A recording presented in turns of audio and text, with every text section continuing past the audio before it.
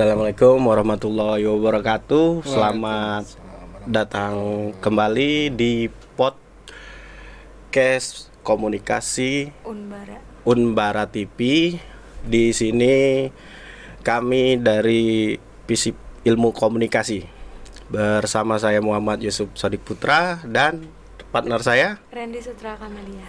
Dan bintang tamu kita ini komisioner Kabupaten Ogan Komering Ulu dalam bidangnya divisi hukum dan pengawasan. Selamat siang Bapak Rahmat Hidayat SHI ya. Selamat siang juga. Selamat siang. Selamat sahabat mahasiswa ilmu ekonomi ya. Ya. Umbara. Iya, komunikasi. Ilmu komunikasi ya, Umbara ya. Saudara Ini Yusuf sama siapa nih? Randy, Pak. Reni ya? Randy. Iya, Pak. Namanya agak ini. Agak cowok ya, Pak ya? Ya. Iya. Randy. Iya, Pak. Tapi aslinya cantik ya, Pak ya? Lumayan. Enaknya kita panggil apa ini? Bapak, Abang, Cak, Panggil kakak aja. Oh, kakak. Tapi kayaknya enak dipanggil Abang. Ya, Bang Rahmat. Iya. Nah, gimana ceritanya Pak bisa jadi komisioner ini, lika-likunya dulu dari mana? Iya, yang pertama kan diawali dari niat. Iya. Sudah itu kan dijalanin dengan sungguh-sungguh. Ya, diiringi dengan doa. Ya benar. Jadi lengkap kan? Iya. Tinggal ketentuan Tuhan yang menakdirkan. Amin. Itu.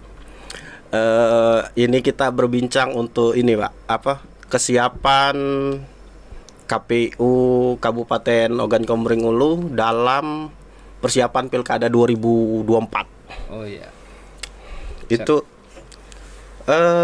kalau kesiapan itu berarti kalau untuk sekarang itu udah mulai, Pak. Jadi kalau di tahapan Pilkada 2024 ini kan sebenarnya itu sudah mulai bergulir persiapannya di bulan Februari kemarin tanggal 27 itu berdasarkan peraturan KPU nomor 2 tahun 2024. Iya. Pak, mohon maaf sebelumnya itu Iya. mic-nya agak dideketin, Pak. Kita ngomong soalnya nggak kedengeran. Oh, mic-nya kurang. Yang ini, Pak. Iya, Oke. benar. Oke, baru Siap. dilanjutkan. Oke. Ya, jadi kan kalau berbicara untuk tahapan Pilkada tahun 2024 ini itu sebenarnya sudah mulai bergulir ya kan, persiapannya itu di tanggal 27 Februari kemarin. Itu berdasarkan PKPU, Peraturan Komisi Pemilihan Umum nomor 2 tahun 2024. Iya. Nah, itu persiapan perencanaan. Belum nanti berlanjut di tahapan-tahapan dan kegiatan-kegiatan yang lain kan. Itu banyak itu rangkaiannya. Berarti tanggal 7. Berarti ini beda dengan pilkada sebelumnya, Pak ya? Ya, kalau yang namanya pilkada itu kan pemilihan kepala daerah ya. Iya. Iya. Ya, pada dasarnya sama sih. Iya kan. Hanya yang bikin beda itu ya mungkin di di wilayah teknis ya kan, dan juga aturan-aturan regulasi tambahan ya kan, dibanding dengan ini tahapan sebelumnya kan, pilkada sebelumnya. Ya. Itu aja sih. Berarti kalau untuk waktunya masih sama nggak Pak dengan pilkada sebelumnya? Untuk waktu itu untuk pilkada tahun 2024 ini sudah ditetapkan di tanggal 27 November tahun 2024. Iya. Jadi Itu serentak ya. Oh, serentak. Oh ya. Jadi di tahun 2024 ini kita untuk pemilihan kepala daerahnya serentak.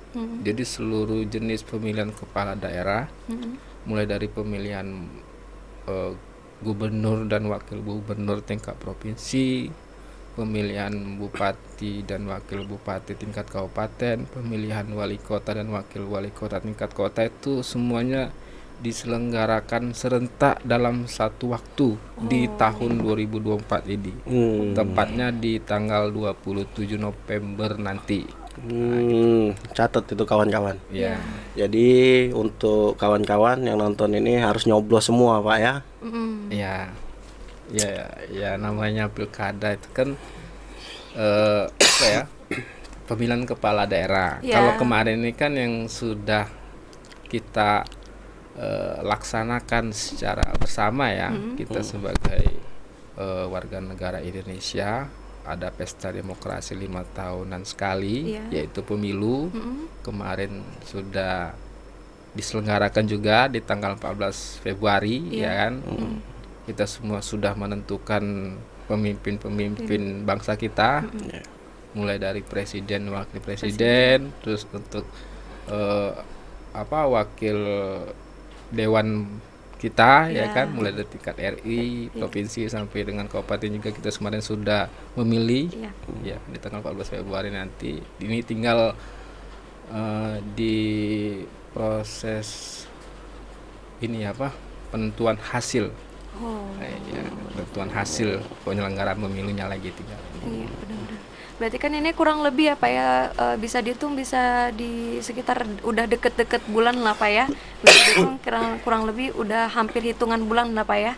Nah, kira-kira bagaimana persiapan KPU Oku dalam Pilkada 2024 ini Pak?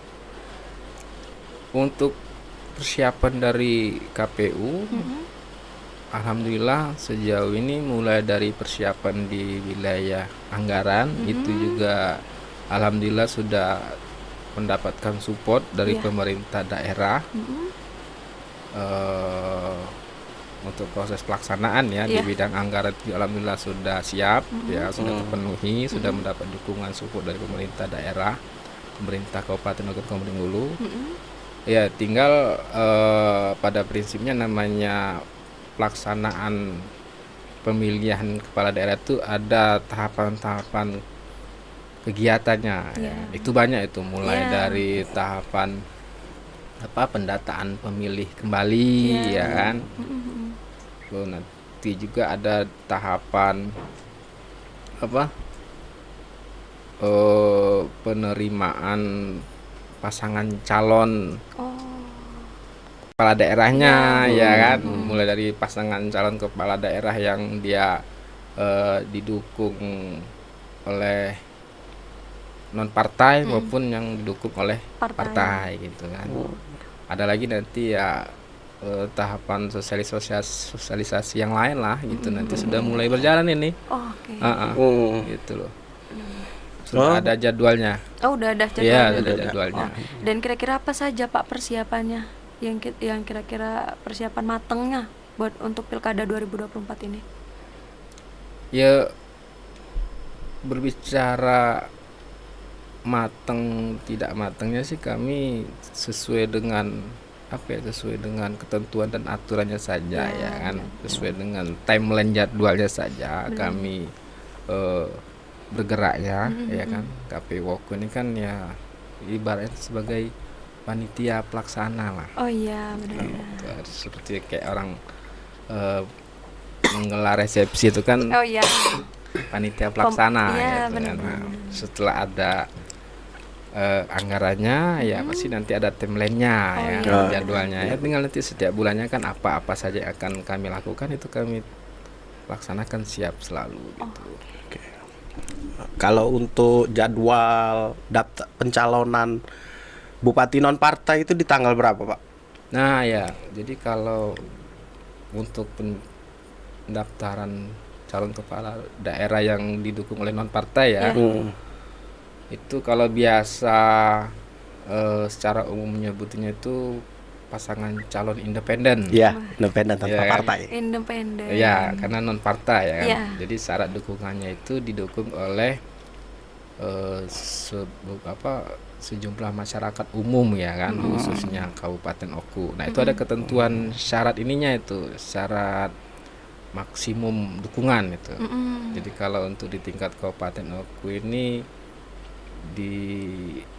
angka 8,5% Oh, dari jumlah penduduk, jumlah mata pilih yang ada di Oku ya kan, tersebar di 50 wilayah. kecamatan. Oh, kecamatan. Nah, jadi 50 kecamatan Mm-mm. se-Oku ini itu minimal dukungannya 8%. 8,5%. 8,5%. Ya, jadi itu ada juga itu ketentuannya di di aturan itu memang sudah Iya. ditentukan. Mm-mm. Jadi kalau jumlah mata pilih jumlah mata pilih mencapai 250.000 itu 10% ya Iya. syarat dukungannya kan. Mm-mm. Nah, terus kalau misalkan jumlah mata pilih di atas dari 250 sampai dengan 500 itu 8,5%. Nah, kita ini kan jumlah mata pilih Oku ini kalau tidak salah itu 269,910. Jadi ngambil ketentuannya 8,5%. 8,5%. Nah, kalau jumlah mata pilih dari 500 sampai ke 1 juta itu minimal 10%. dukungannya 7,5. Oh, 7,5. Oh, 7,5%. dia Oh, lebih turun Iya, ya, Pak ya? iya. Oh. Nah, kalau jumlah mata pilihnya di atas 1 juta lebih itu 6,5. Nah, itu maksimumnya. Itu memang sudah ada ketentuannya itu kalau pilkada ini dia aturannya pakai Undang-Undang 10 tahun 2016. Ini dasar hukum kita. Iya. Dasar hukum kita itu kalau untuk pelaksanaan pilkada ini Undang-Undang 10 tahun 2016. Kalau untuk pelaksanaan pemilu kemarin dasar hukum kita tuh Undang-Undang 7 tahun 2017. Jadi ya seperti apa yang saya sampaikan di awal tadi. Ya, lembaga KPU ini pada prinsipnya ya hanyalah sebuah lembaga penyelenggara teknis ya kan yang diamanahkan oleh undang-undang. Jadi bergerak dan berjalannya juga sesuai dengan aturan. Benar. Oke. Kalau yang untuk partai itu mekanismenya gimana, Pak? Iya.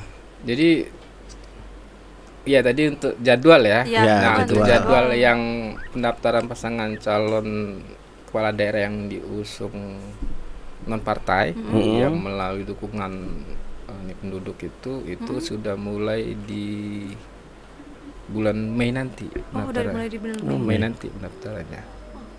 Nah, kalau untuk ini pasangan calon kepala daerah yang diusung oleh partai itu kalau berdasarkan timeline jadwal itu di bulan Agustus. Oh, lebih mepet ya, Pak ya? Beda, Pak. Iya, bulan Agustus, Iya. bulan Agustus. Nah, itu juga ada ketentuannya itu. Kalau diusung oleh partai itu syarat dukungan partai itu dia harus memiliki kursi ya, kursinya itu minimal 20% dari jumlah kursi yang ada di kabupaten itu. 20%. Ya. Nah, jadi kalau misalkan di Oku ini ada 35 kursi, jadi minimal itu harus diusung oleh satu partai atau gabungan partai itu minimal 20%. Jadi kisaran di 7 sampai dengan 7 kursi lah. 7 kursi. Jadi mau satu partai asal dia keterwakilannya cukup. Minimal 7 kursi sudah bisa dia mengusung pasangan calon. Kalau dia kurang dia bisa bergabung. Ya. Yang untuk melengkapi yang minimal syarat kursi tadi. Iya. Berarti harus berkoalisi, Ya, Pak ya. nah, gitu Ya, ya. koalisi. Kalau dia kurang dari jumlah kursi tadi ya, syarat dukungan tadi itu dia berkoalisi. Berarti mirip-mirip presiden kemarin, Pak. Ya, kalau presiden kemarin sama tadi juga berbeda. Ya. Jadi syarat dukungannya itu ya minimal 20% kursi. Kursi. Ya, dewan ya. Iya. Dewan. Kalau jumlah suaranya itu 25%. Dari Oh, berarti dia ini kalau jumlah kursi dengan jumlah suara beda, Pak. beda. Iya. Kalau jumlah suara itu akumulasi keseluruhan itu minimal 25%. Oh. Gitu loh. Jadi waktu pas pendaftaran ke KPU, seandainya ada calon, dia ini bisa menentukan dia mau pilih pakai kursi atau pakai suara. Ya, dihitung semua itu. Kursi dihitung, suara juga dihitung. Oh, masih tetap sama. Masih Iya, tetap dihitung sama. semua. Iya. Tidak hanya salah satunya. Jadi mulai dari syarat kursinya, perolehan kursi sama syarat perolehan suara itu juga dihitung semua itu. Oh. Dicek. Oh, kawan-kawan baru tahu ini. Iya. Kita. Iya. Sama. Baru tahu ya? Sama, Iya. saya juga baru tahu ini. Semuanya dipakai.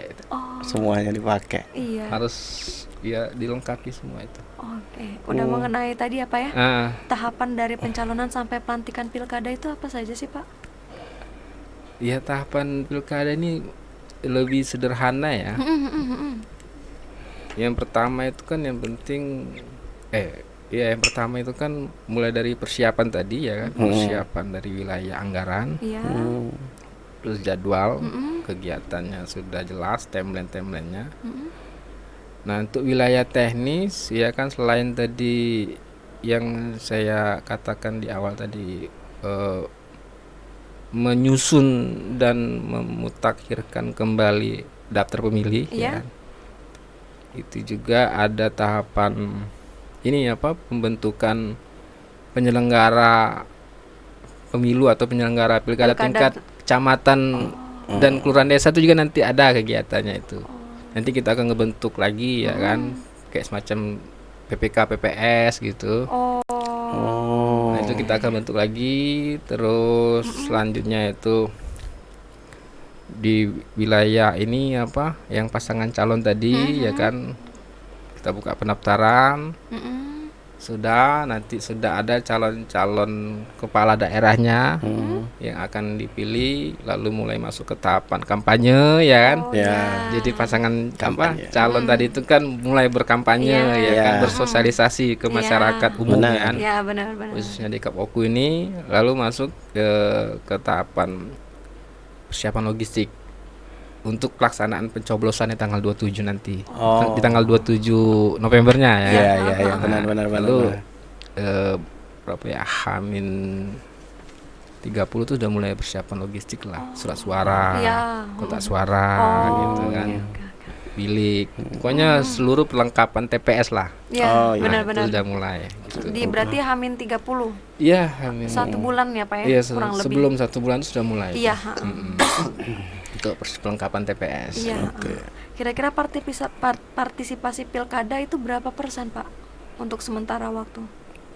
Kalau tingkat partisipasi masyarakat Iya. itu pelaksanaan pilkada ya. Iya.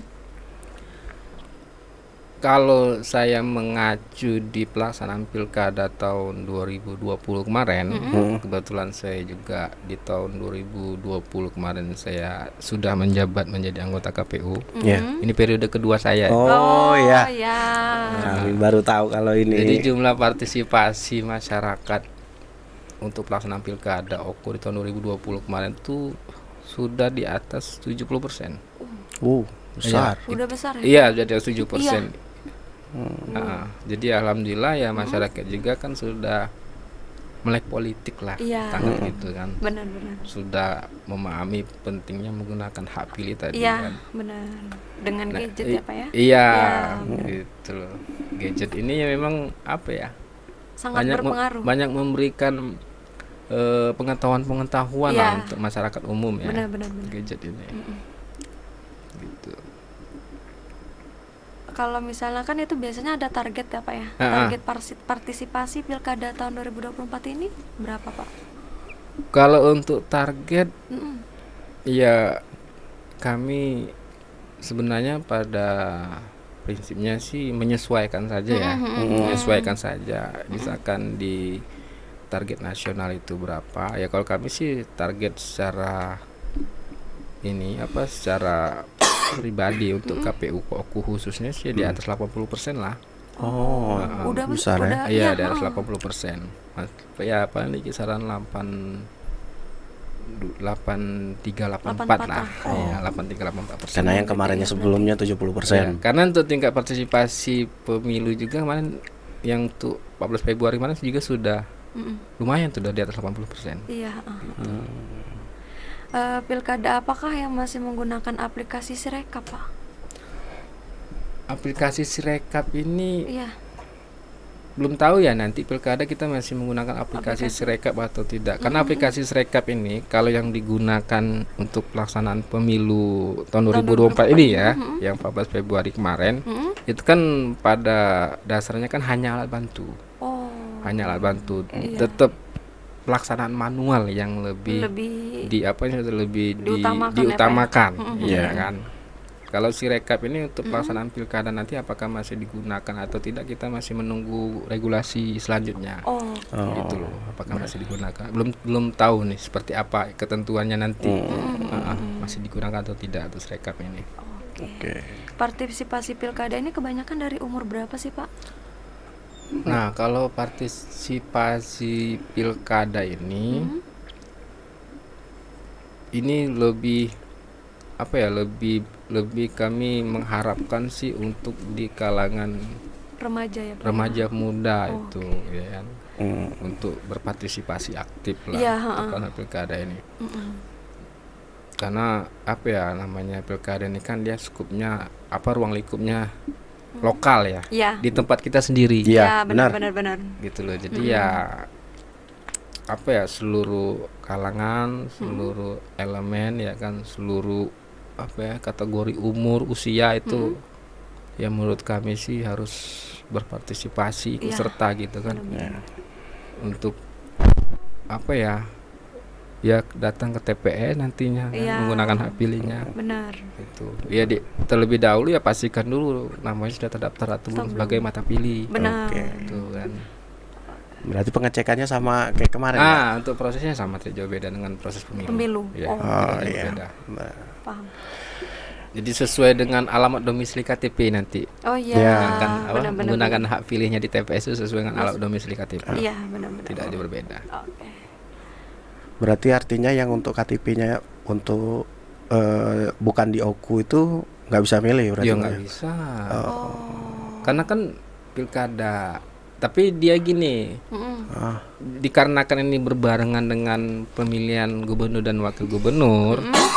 Nah, jadi nanti untuk pelaksanaan pilkada tanggal 27 November ini kan kita mendapatkan 2 jenis surat suara nih. Surat suara untuk pemilihan bupati dan wakil bupati. Dengan surat suara pemilihan gubernur dan wakil gubernur. Jadi kalau untuk menyikapi apa yang disampaikan oleh Saudara Yusuf tadi, untuk masyarakat atau pemilih yang mempunyai KTP di luar OKU, mungkin dia hanya bisa menggunakan hak pilihnya untuk pemilihan gubernur dan wakil gubernur Sumsel saja. Untuk pemilihan bupatinya mungkin tidak bisa ya kan. Gitu. Tinggal misalkan dia KTP Oku Timur, dia KTP Oku Selatan, ya kan, apakah dia KTP Muara ini, mungkin dia bisa digunakan untuk untuk memilih gubernur dan wakil gubernur saja, ya kan. Untuk bupati nggak bisa, dia harus KTP Oku kan. Benar. Ini pertanyaannya, gimana kalau seandainya bupatinya lebih dari 3 ya? Terus 3 calon ini nggak dapat 50%. Apakah dia kalau kayak presiden itu kan kalau dia nggak 50+1 itu ada putaran kedua. Itu ya tidak jauh berbeda. Berarti regulasinya sama 50+1 ya. 51. Tidak berbeda. Oke. Sama kalau masa kampanye bupati sama gubernur ini berapa bulan, Pak? Sama nggak? Nah, kalau menurut Undang 10 itu di 90 hari. Di 90 hari. Iya, 90 hari setelah penetapan sebagai calon. Sebagai calon. Ya. Kalau untuk pilkada ini ya. Jadi misalkan hari ini dia sudah ditetapkan sebagai calon, ya kan, calon bupati dan wakil bupati, dihitung 20 hari ke depan. Pelaksanaan kampanyenya. Gitu. Sampai dengan biasanya kan H-3 pencoblosan itu kan hari tenang ya. Sampai di situ ngitungnya. Masa kampanye kan. Berarti H-3 itu masa tenang. Jadi ngitungnya dari setelah dia ditetapkan. Setelah ditetapkan sebagai calon kepala daerah. Sebagai calon kepala daerah.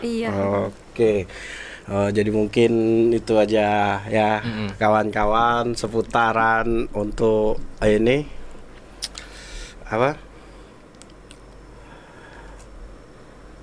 kena Oh, ini ada pertanyaan. Kenapa KPU selalu dikatakan curang sebagai telapor? Tidak pernah melapor.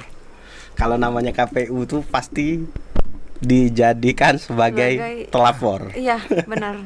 Iya, jadi kalau saya mengutip apa yang disampaikan oleh pimpinan kami ya, pimpinan kami KPRI, ya kan. Memang KPU ini sudah menjadi sudah menjadi istilahnya itu bagian yang ketika di persidangan tuh sebagai termohon, teradu, ya kan, terkait, ya kan, bukan menjadi pemohon, bukan menjadi pengadu kan, lebih banyak sebagai termohon, teradu, terlapor, ya tadi karena KPU ini kan panitia pelaksana, misalnya itu lembaga yang menyelenggarakan sebuah proses kompetisi. Orang yang ingin merebut sebuah kekuasaan. Ya kan. Ya wajar lah, ya kan.